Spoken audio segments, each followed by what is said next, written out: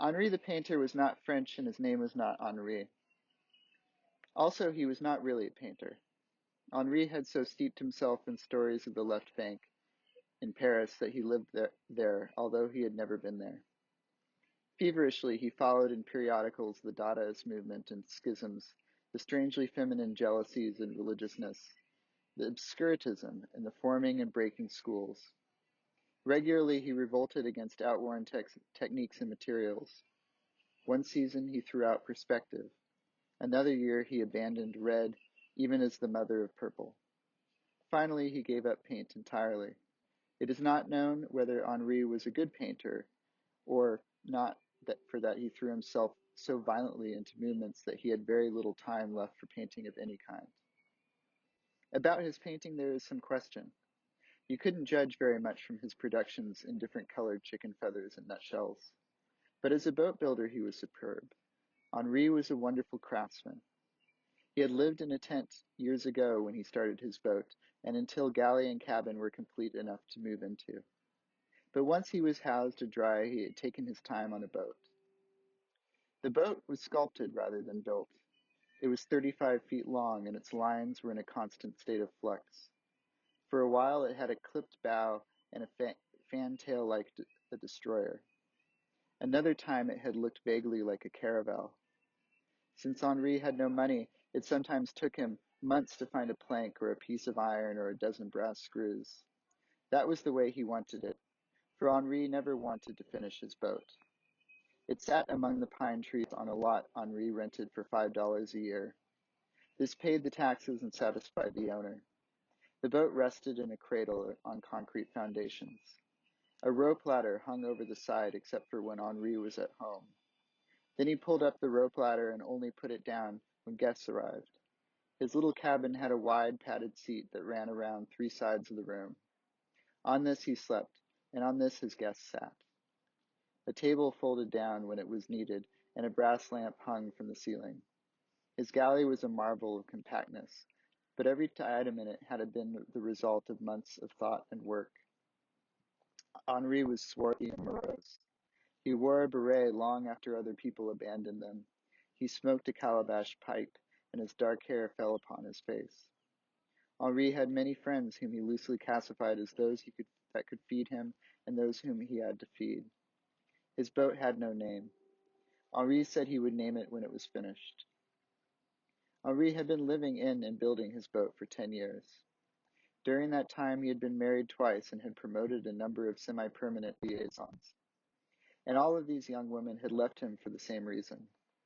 The 7-foot cabin was too small for two people. They resented bumping their heads when they stood up, and they definitely felt the need for a toilet. Marine toilets obviously would not work on a shore-bound boat, and Henri refused to compromise with a spurious landsman's toilet.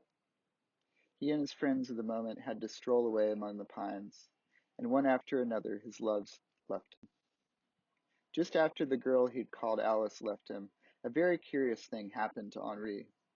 Each time he was left alone, he mourned formally for a while, but actually he felt a sense of relief. He could stretch out in his little cabin. He could eat what he wanted. He was glad to be free of the endless female biologic functions for a while. It had become his custom, each time he was deserted, to buy a gallon of wine, to stretch out on the comfortably hard bunk, and get drunk. Sometimes he cried a little all by himself, but it was luxurious stuff, and he usually had a wonderful feeling of well-being from it. He would read Rimbaud aloud with a very bad accent, marveling the while at his fluid speech. It was during one of his ritualistic mournings for the lost Alice that the strange thing began to happen.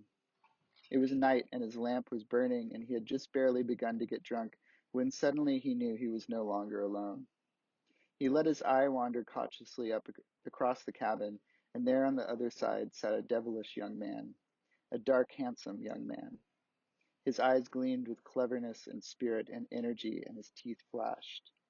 There was something very dear and yet very terrible in his face. And beside him sat a golden-haired little boy, hardly more than a baby. The man looked down at the baby, and the baby looked back and laughed delightedly as though something wonderful were about to happen.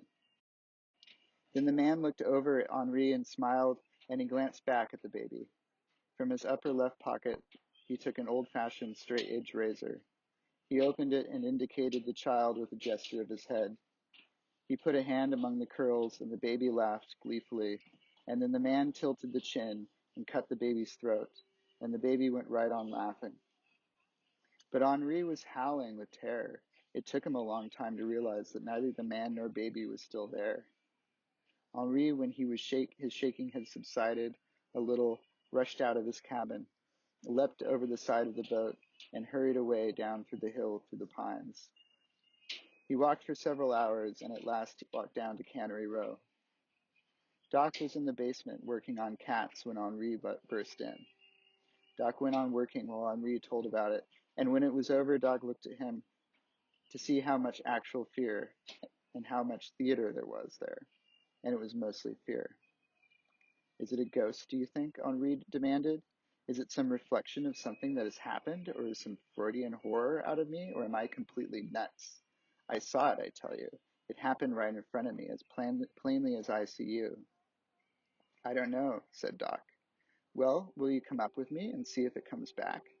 No, said Doc. If I saw it, it might be a ghost, and it would scare me badly because I don't believe in ghosts.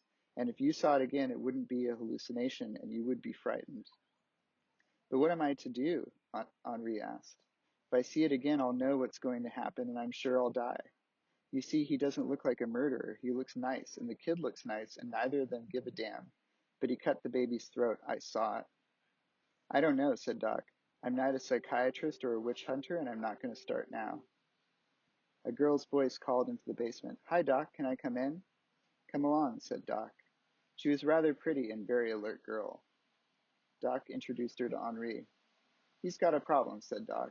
He either has a ghost or a terrible conscience, and he doesn't know which. Tell her about it, Henri. Henri went over the story again, and the girl's eyes sparkled. But that's horrible, she said when he finished. I've never in my life even caught the smell of a ghost. Let's go back up and see if he comes again. Doc watched them go a little sourly. After all, it had been his date. The girl never did see the ghost, but she was fond of Henri, and it was 5 months before the cramped cabin and the lack of a toilet drove her out.